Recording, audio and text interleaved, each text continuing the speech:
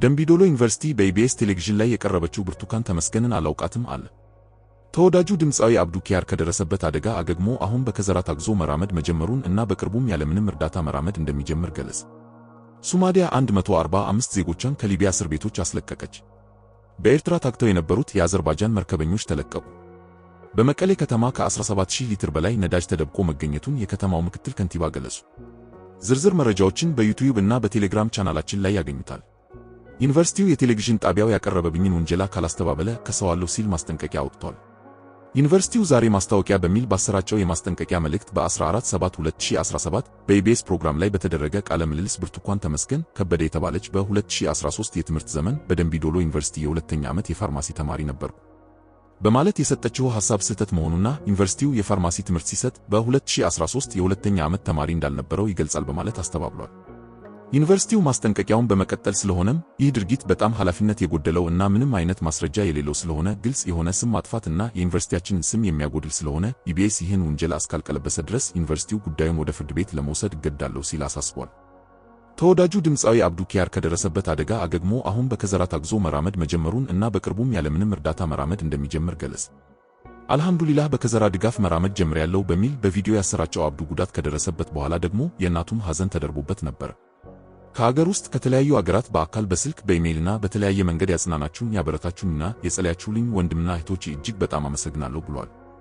አልሐምዱሊላህ ከሐዘኔ ተጽናንቻለሁ፣ ከህመሜም አገግሜ አሁን አጥንቴ ገጥሞልኝ በከዘራ እየታገዝኩ በደንብ እየረገጥኩ ራመዳለሁ በሚል መልእክት ያስተላለፈው አብዱ በሚቀጥሉት ቀናት በደንብ ተለማምጄ በቅርብ ያለምንም እርዳታ መራመድ እጀምራለሁ፣ በድጋሚ ሁላችሁንም አመሰግናለሁ በማለት መልእክት አስተላልፏል።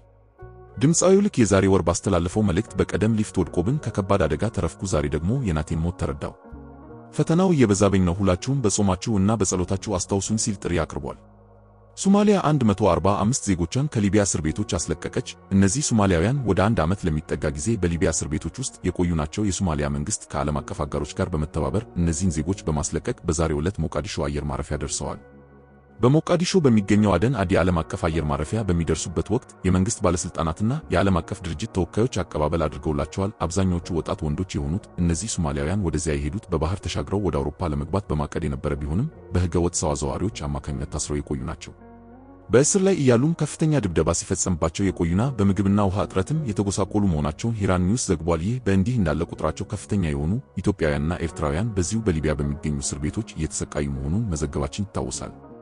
እነዚህ ዜጎች ዓለም አቀፍ ድርጅቶችና የሚመለከታቸው አካላት አስፈላጊውን ትብብር በማድረግ እንዲያስወጧቸው ጥሪ ማቅረባቸውንም ዘግበን ነበር። በኤርትራ ታግተው የነበሩት የአዘርባይጃን መርከበኞች ተለቀቁ። መርከበኞቹ በቁጥጥር ስር የዋሉት ባለፈው ህዳር ወር ማለትም ኖቬምበር 7 ቀን 2024 እንደነበር ይታወሳል። እነዚህን 18 የአዘርባይጃን መርከበኞች ለማስለቀቅ ከፍተኛ ዲፕሎማሲያዊ ጥረት ሲደረግ የቆየ ሲሆን ዛሬ ተለቀው ወደ አገራቸው መሄዳቸው ተሰምቷል። የአዘርባይጃን ውጭ ጉዳይ ሚኒስቴር እንደገለጸው መርከበኞቹ እንዲፈቱ ጥረት በሚደረግበት ወቅት በኢትዮጵያ የሚገኘው የአገሪቱ ኤምባሲ ለእስረኞቹ አስፈላጊውን የቆንስላ ድጋፍ ሲሰጥ ቆይቷል። ይሁንና መርከበኞቹ እንዲፈቱ ትልቁን ሚና የተጫወተው በኤርትራ የሚገኘው የቱርክ ኤምባሲ እንደሆነ አስታውቋል። ሚኒስትሩ ጨምሮም በኤርትራ የሚገኘው የቱርክ ኤምባሲ እነዚህ መርከበኞች እንዲፈቱ በቀጥታ ድጋፍ በማድረጉ ትልቅ ምስጋናችንን እናቀርባለን ብሏል። በወቅቱ እንደተገለጸው ኖቬምበር 7 ቀን 2024 የአዘርባይጃንን ባንዲራ የሰቀሉ 3 በካስፒያ ማሪን ሰርቪስ የሚንቀሳቀሱ መርከቦች በስዊዝ ካናል በኩል አድርገው ወደ አቡዳቢ እየተጓዙ ነበር። ይሁንና መርከቦቹ ባጋጠማቸው መጥፎ የአየር ጸባይ የተነሳ ወደ ኤርትራ የውሃ ክልል ውስጥ ለመግባት መገደዳቸውን ገልጸው ነበር።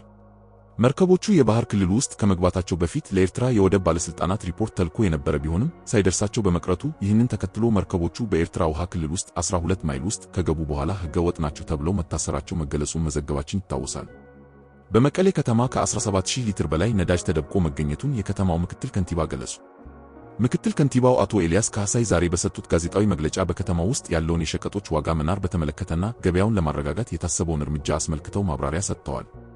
በንግግራቸውም የዋጋ ጭማሪና ህገወጥ የንግድ እንቅስቃሴን ለመቆጣጠር ግብረ ኃይል ተቋቁሞ እየሰራ መሆኑን ጠቅሰው ከሚመለከታቸው አካላት ጋር ባደረግነው ዳሰሳ በከተማዋ የአቅርቦት ችግር የለም፣ በቂ አቅርቦት አለ፣ አሁንም እየገባ ነው ብለዋል።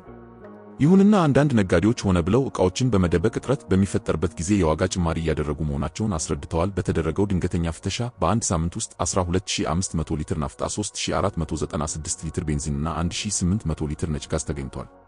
ይህንን ድርጊት በፈጸሙት ላይ አስተዳደራዊና ህጋዊ እርምጃ እንደተወሰደባቸው አስረድተዋል።